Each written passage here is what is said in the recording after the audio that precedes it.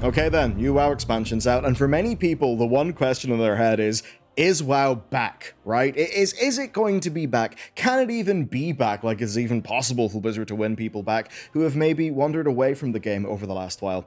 The reason why I bring it up as my framing device for this entire video is that Blizzard obviously wants people back. Like, everything they're doing with the saga, the almost forced feeling, get back in the fight, marketing tagline, like, they basically want to say that they're back. So, can I tell you it's back? Obviously, in the grander sense, no, that's impossible. Somehow, Season 1 could come out and ruin the whole thing, and the patches could end up blowing, right? So, I can't tell the future. Here's what I can do, right? I can tell you what this take on WoW looks like and feels like. I mean, for all of its improvements, Dragonflight just had so little pace, so little threat, so little quality storytelling. It was much better as a game, but it kind of failed to be a really good example of Warcraft. I think that's why so many people looked at Dragonflight and kinda just snoozed. So here's the deal with War Within. We are a team here, and I personally had played barely any narrative stuff on the beta. And that's because Matt led our reviewing and testing, and my reason there was really simple. I wanted to be able to sit down today and give this to you proper. Actual, real, fresh, experiential opinion. And I've not done that for years because I've always been in beta tests. But this time, it matters. Blizzard says it's the start of a new era, so I need to be able to judge it on a real experience and not having just spent months shot calling it based on playing the beta all the time, to actually have an authentic reaction. Because look, other than briefly flying around 2 zones and working with Matt in videos, I have spent barely any time on Castle Gar until now. I'll tell you what, I am real glad I did it that way. This has been an interesting 12 hours, and you can help me pay the bills with today's sponsor. Boot.dev/Bellular. They exist to teach you backend development using Python and Go and to solve the problem of tutorial hell, which means you can stop aimlessly wandering around scattered tutorials all over the internet, and with Boot instead just have a structured learning path rooted in the fundamentals. And at boot.dev/Bellular, you get 25% off your first purchase. Now, they have got a wealth of in-depth content from the basics like learning Python all the way through to advanced like topics that are very much applicable to a career. And woven through it all, quests, levels, XP, achievements, all of that fun stuff in a very active developer community. And now is a particularly terrific time to start because they've just posted a 7-hour walkthrough of their Python course. So you can learn Python, but also have that walkthrough as a companion. By the end of that, you will feel accomplished. Like, I remember when, doing computer science, that stuff first clicked for me at university, and it feels great. And beyond that, you'll be tackling fun problems, stuff like building a Pokedex, learning object-oriented programming through RPG combat examples, kind of leveraging stuff you understand and keeping it fun.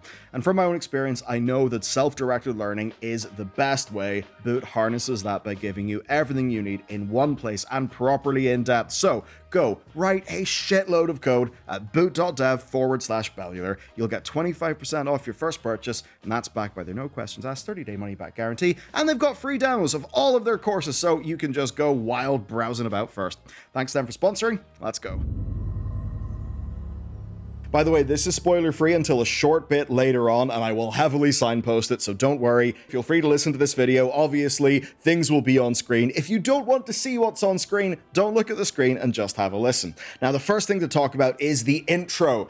Man, the intro. I mean, look, this is definitely closer to the sort of AAA WoW quest with a fast pace that I think Warlords of Draenor managed to establish in its intro. And I know that for a lot of people, the WoD intro got real tired because back in the day, they didn't have skips, and you might have done it 30 times. But I actually think that is the best intro to an expansion they had made. I think it clobbered every single other one that they did from then until now. This intro actually grabbed me properly, so I would say, yeah, GG. This is absolutely the opposite of the Maw intro, which was really not the nicest way to kick off Shadowlands. But goddamn, it really did set the tone for that expansion, didn't it? Now, to talk about the main story stuff in a spoiler-free way, I'm actually going to say that I'm a big fan. There is no fat on the MSQ, right? There is no fat. And this actually worried me, because people were doing numbers, right? Just crunching literally the number of quests that exist. And as it turns out, War Within will feel shorter because its main campaign is quite a bit shorter, but the actual quest count is massive because there are so many side quests. Now, basically, Blizzard in an interview said that they wanted to go a little bit more lean so they can just focus on the good stuff during the main quest, and for the people who want to do loads of questing and get loads of world building, they can do the side quests. Now, initially I thought, oh no, come on guys, you can't make the main story even shorter. World of Warcraft already humongously struggles getting its story across. And that's where this one actually impressed me. The main story that I'm playing through, and by the way, I've done the first 3 zones, it is not the story of the War Within, the expansion in a grand sense. And usually I'd say that would be a bad thing, or perhaps a worrying thing. Instead, what this is the opening thrust of the expansion. That much is extremely clear, and what you get through the main quest is a strong adventure with a consistent cast of characters that is just done pretty well, actually, for what it is. I mean, it's the polar opposite of Legion's whole thing with the Pillars of Creation, where that was just a stupid MacGuffin hunt. I mean, the Oath Stones from Dragonflight, like, what the hell was going on there? The zones just did not really feel that well motivated or tied together. Here, though, the zones just flow into each other in a buttery smooth way, to the point where, as you move from Zone 3 into Zone 4, you actually will probably only realize that you've entered Zone 4 like a little bit in, because just the transition in the questing is that smooth. It's not like the story just goes, okay, we have stopped, move on to the next zone, where it will all be different with different characters and feel disconnected, like, say, Dragonflight was. No, it was a nice, smooth intro, same cast of characters, and it set up the immediate, I suppose, impetus for me going into the final zone real well. Basically, I'd say their ability to tie the zones together and to just have a solid, I guess just a solid through line of narrative competence, actually, that really does shine through. So what I've been able to gather here is that anything that could be considered to be like time-sensitive, pressing stuff that really matters, that's MSQ, and then the side quests will exist in an evergreen fashion, and they just kind of bulk out the world, and I do, quite surprisingly, approve of this style, and there's a very fundamental reason. Less but better. It's one of the sort of design adages, and I think what happened, right, is previously WoW had done a real bad job with its expansion main quests. They just didn't really hold a candle to what other games were doing. So I heard Blizzard say they wanted to make them shorter, and that just really spooked me. But here, though, this is absolutely less but better. The overall sense of just like dollars per quest, like we're getting less quests in the MSQ, but the dollars per quest definitely feels like it has gone way up. And that has just led to an experience that's been far more compelling, and that is important because guess what? I immediately feel more invested in the zones that I'm in, the stuff that's going on, than I did in, say, Dragonflight or, Shadowlands, obviously, or even BFA, because I've went through those zones with a real just, tight, small story to the point where I'm engaged and I'm left wanting more. And then, when I'm left wanting more, I can go and do the side quests. So it actually works quite well. Makes you give a shit first, and then, I suppose, gives you the more bulky MMO-like stuff in the side quests. Now, you will have to do a little bit of side questing to actually hit the right amount of XP, because it is a shorter campaign, but overall, I think that works fine.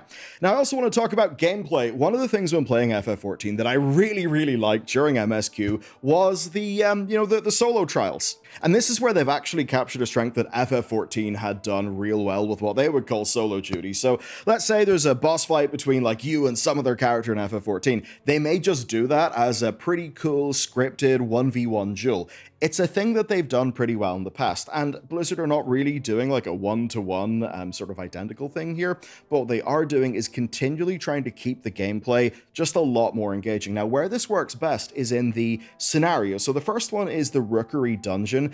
Now, going in, I thought I'd just be doing the dungeon with a few random NPCs, and that would really just be that. No, in this case, I was going into that dungeon with, let's just say, strong narrative impetus, with characters connected to that dungeon, and, they had dialogue and all of that stuff as I was going through the dungeon, and I was able to do that solo, right? Not having to queue up for a group. And what it basically just meant was, it felt like I was playing a level of a video game again. I was really quite impressed by that, and they continually did it, like just here and there as we went on. We were just seeing more scenarios being used, I think, to pretty damn good effect. So even though some stuff may be just a little bit too easy for my liking, I think they've I think they've basically knocked it out of the park there. Like, compared to where they were, this is a massive improvement, and it just means they can actually make what your character does kind of fit the story instead of just having tiny little quests and telling you things all the time. So that's a big win in my book. Another thing is just what you're doing in the quests. So number one, like, you'll have so many different quests that have little mechanics. Like, one of them is tower defense inspired. Hell, they even did a bombing run segment that, and this is shocking, that actually felt engaging. Like, narratively it was good, but basically you're doing this bombing run, Faerun's there, Illyria's there, they basically control your abilities, and it's not that it's like mechanically amazing, but it's just the way that Blizzard moves the camera, actually the animations for the abilities, how the abilities are tied to the character. Essentially, it's just put together with more intent and more confidence than I've seen in their recent work, and that really is a plus. Then I want to touch on delves. Number one, I do actually think they're pretty engaging. They're definitely way too easy, but I think a lot of us are coming in and like eye level 500 plus, like Dragonflight characters. So at tier 1, 2, and 3, we do absolutely just melt stuff. Basically, I think the strengths of delves that I talked about in previous videos based on the beta testing stuff with Matt, that is all really there. What I feel a lot more though here is in a world where you just have a better signal to noise ratio with the MSQ, basically keeping that engaging, hopping off to do a delve is a good replacement for just random quests that would have just been filler, and I think it does contribute to a more well-rounded overall experience when you're just going through the world, especially if you put on top of that like mining, herbing, fishing, all of that stuff, and picking up treasures and all of that. I suppose, oh, my mini-map just lit up, let me do a thing. It just means that flying around the world works, and I suppose on that, man, the world is big, the world is gorgeous. I think this is again just some of their finest work, and it does also, I think, touch onto production values, which are just continually so damn high in this compared to what we've seen before. Basically, going through all of the different little cutscenes, there are way more custom animations than there used to be, especially you'll see maybe towards the intro stuff in this expansion. Again, just high effort, lots of custom animations, nice big custom rigs, but all actually working within the game engine, so they don't need to play some sort of pre-rendered file, which means your character can actually be there in the cutscene. Just all of that stuff is way better, and I think, I just said earlier, like, dollar per quest feels higher in the MSQ. That really shines in the production values, and a part of that is music. And I don't really have that much to say about music because it's one of those things, and it really must bug musicians working in games, because often what will happen is somebody will ship absolutely incredible music for a game, and then people won't really talk about it because it was just there reinforcing everything else people were doing in the game. But music doesn't often get the shout out it deserves. This is a case where it deserves a shout out, seriously. The zone music, like the melodies, the instrumentation, these zones feel so much more rich. So if you are used to playing WoW without ambience and music turned on, you're totally missing out. Definitely for this expansion, have the music on. And that brings me to the zones. They are pushing fantasy damn hard in these zones, that's what I'll certainly say. I mean, the scale of the Ringing Deeps cavern just brings to mind lots of Tolkien Legendarium art, so that just really, really works for me. I think the machine speakers are also kind of great as a little faction. Obviously, Hallowfall is basically impeccable. I love the Isle of Dorne, and I've not really got that much into Ashkahet yet. What I will say, though, is from just playing side quests and milling about the place, reading the little lore collectibles and things, the world building is great. Especially in Hallowfall, you can find a lot there, and if you've noticed all those glyphs, well, yeah, people are working and deciphering them. Now, there's another thing I want to talk about, and that is tone, because, Dragonflight was weird, right? I mean, it was like Warcraft, but without the oomph. War Within is just a massive course correction from that, but in a way that I think shows that things have been learned. The problem I had with Dragonflight is not that there were emotions in it, because there's some people, they see Anduin having obvious PTSD from the incredibly messed up stuff that happened, and people just say, oh, but Anduin, it was the jailer's fault. Why would Anduin feel bad? Imagine how you would feel if you were locked in your own body, feeling like a physical rush as you murder people.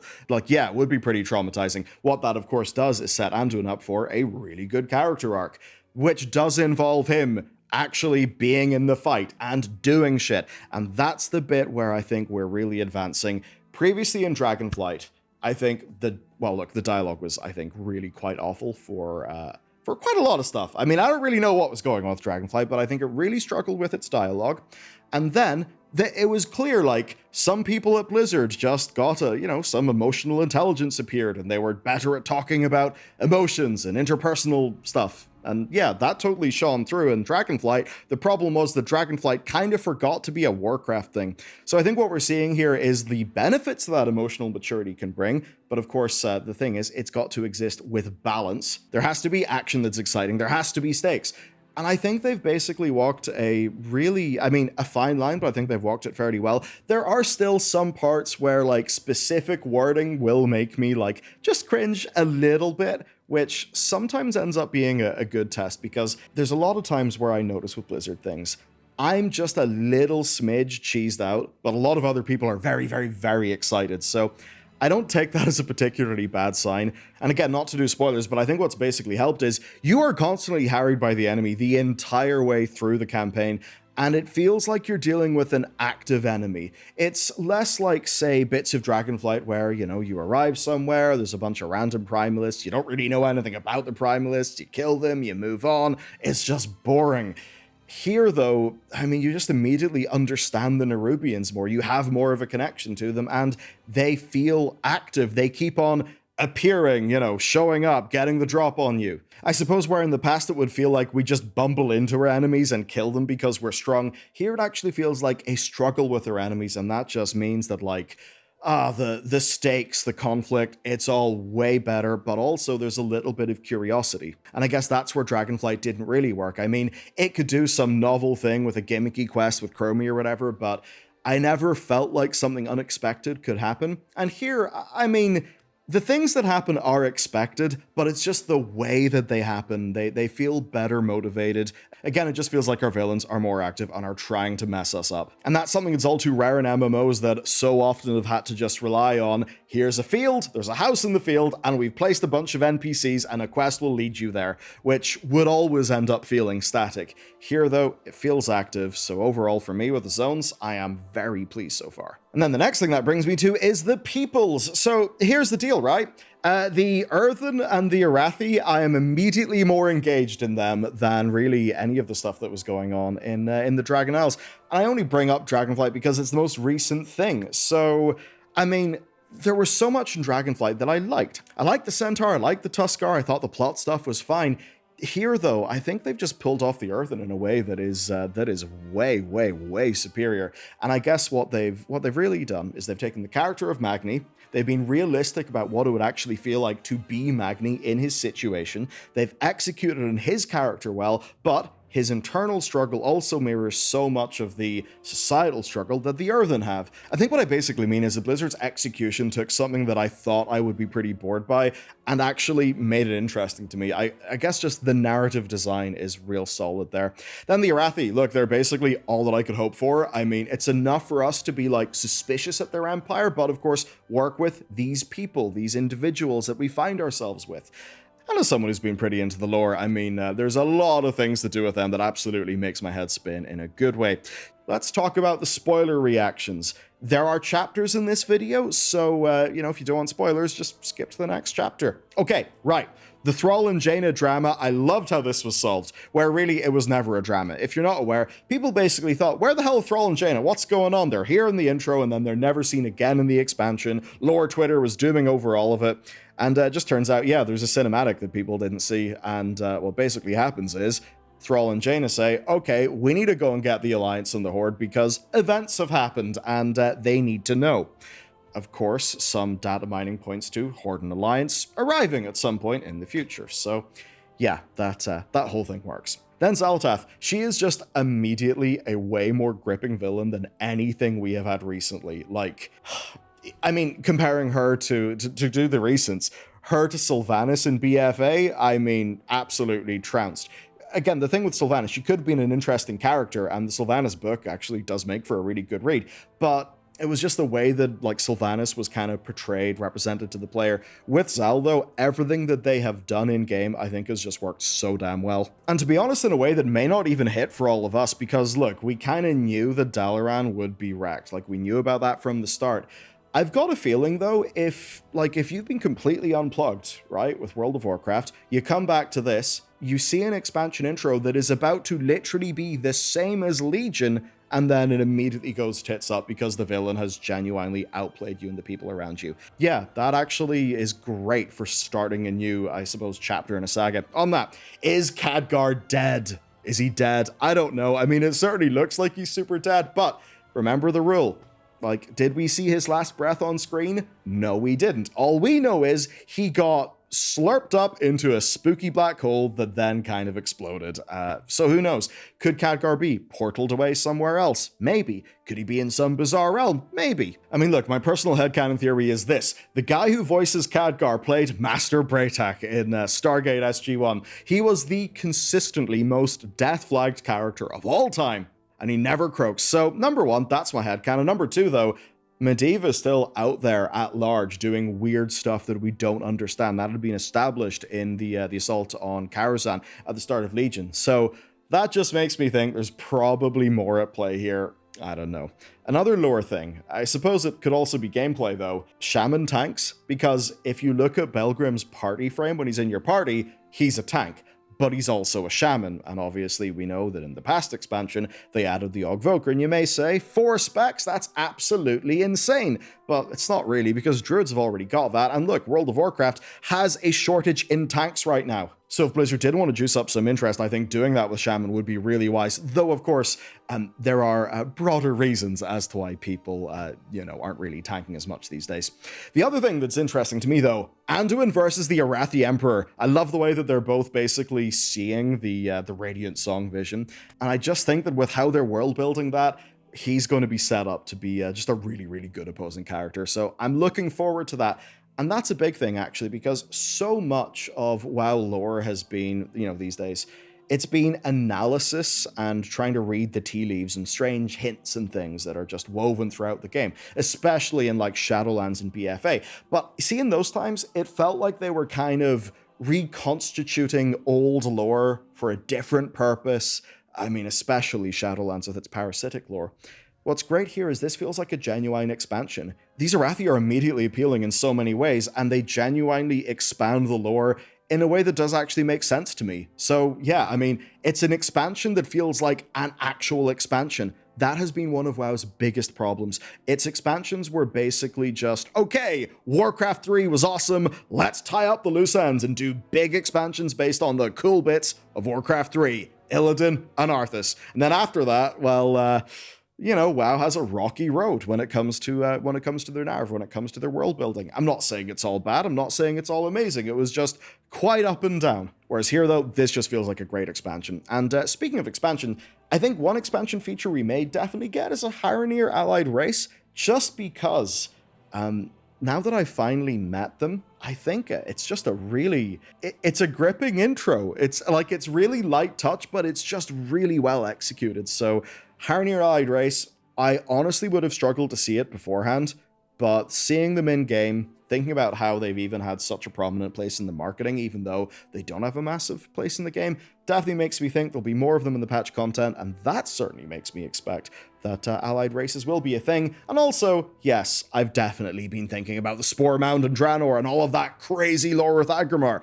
So my TLDR is, honestly, I'm feeling pretty damn fantastic. Now, there are many things that could come in and ruin this expansion, if I wanted to be dramatic. They could miss the mark, have mechanically intense dungeons that people just don't find to be fun. They could miss the mark in tuning, they could miss the mark in tanks, they could miss the mark in future stories. So absolutely, this is no final verdict, but what it is me immediately playing a WoW expansion and thinking, man, that was actually kind of sick, and way better than the ones that I've recently played. And so I've got to imagine if you're a returning player that maybe dropped off at, say, early BFA or even during Legion, I actually think that those people would probably come back to this and be pleasantly surprised.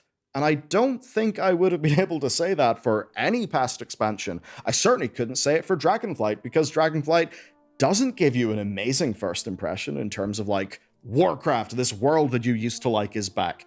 It just didn't really do that. Now, if you enjoyed Mythic Plus during Shadowlands and all of that stuff, and you enjoyed the raiding, and then you went into Dragonflight, well, hey, we got so many amazing mechanical changes. But that stuff that is people who are, stuck inside the maze, like, we care about that. what actually gets new people in, I think, is the sort of feeling the game is giving me now. Of course, though, what it's got to do is then properly deliver going forward. So we'll obviously have to wait and see what that is. But for now, I'm certainly feeling pretty good. And of course, to help fund my team in making all this content for you, go check out today's sponsor, boot.dev/Bellular. Anyhow, with that said, let me know what your experiences have been. I'll see you next time.